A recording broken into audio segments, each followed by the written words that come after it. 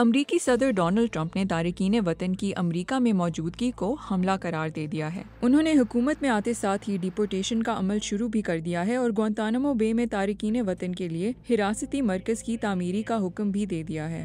2023 میں امریکہ کی ٹوٹل آبادی کا 14.3% حصہ تارکین وطن کا تھا۔ امریکہ میں دنیا کی سب سے بڑی غیر ملکی آبادی رہتی ہے، تو ایسے ملک میں امیگریشن کا کیا کردار ہے اور اگر وہاں تارکین وطن ہوتے ہی نہ تو کیا ہوتا؟ بہت سے دوسرے ممالک کی طرح امریکہ کو بھی عمر رسیدہ افراد کی تعداد میں اضافے جیسی چیلنجز کا سامنا ہے۔ کانگریس کی پیش گوئیوں کے مطابق 2040 میں امریکہ میں شرح اموات شرح پیدائش سے زیادہ ہوگی اور ایسی صورتحال میں آبادی میں اضافے کا واحد ذریعہ امیگریشن ہی ہوگا۔ اگر ڈونلڈ ٹرمپ تارکین وطن کی سب سے بڑی ڈیپورٹیشن کا اپنا وعدہ پورا کرنے میں کامیاب ہو جاتے ہیں تو اس سے معیشت پر کیا اثر ہو سکتا ہے؟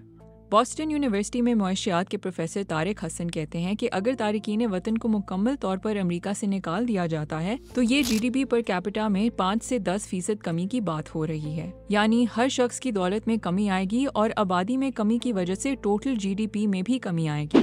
امیگریشن پر یہ تنقید ہوتی ہے کہ غیر ملکی افراد کم تنخواہ پر کام کرنے کے لیے تیار ہو جاتے ہیں، جس کی وجہ سے مقامی لوگوں کے لیے ایک تو روزگار کے مواقع کم پڑ جاتے ہیں اور دوسرا ان کی ماہانہ اجرت میں بھی کمی ہوتی ہے۔ لیکن یونیورسٹی آف کیلیفورنیا کے جائزے سے یہ نتیجہ نکلا کہ مقامی روزگار کے مواقع اور اجرتوں پر امیگریشن کا اثر بنیادی طور پر تقریباً 0 تھا۔ تارکین وطن نے عالمی تکنیکی ترقی میں بھی اہم کردار ادا کیا ہے اور ان میں سے بہت سے ابتدائی طور پر بین الاقوامی طالب علموں کے طور پر امریکہ آئے تھے۔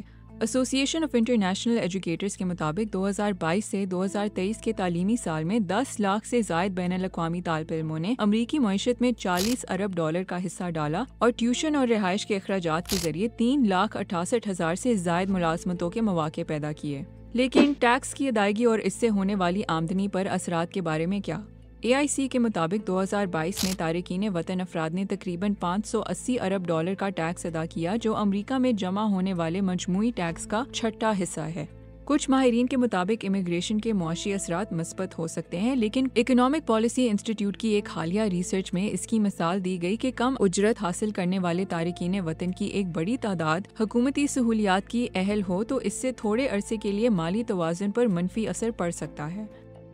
امریکی معیشت میں تارکین وطن کے پازیٹیو کردار کے باوجود جولائی 2024 میں گیلپ سروے میں یہ سامنے آیا کہ 55% امریکی امیگریشن میں کمی دیکھنا چاہتے ہیں۔ لیکن کیا امریکہ 5 کروڑ لوگوں کو کھونے کا متمحل ہو سکتا ہے؟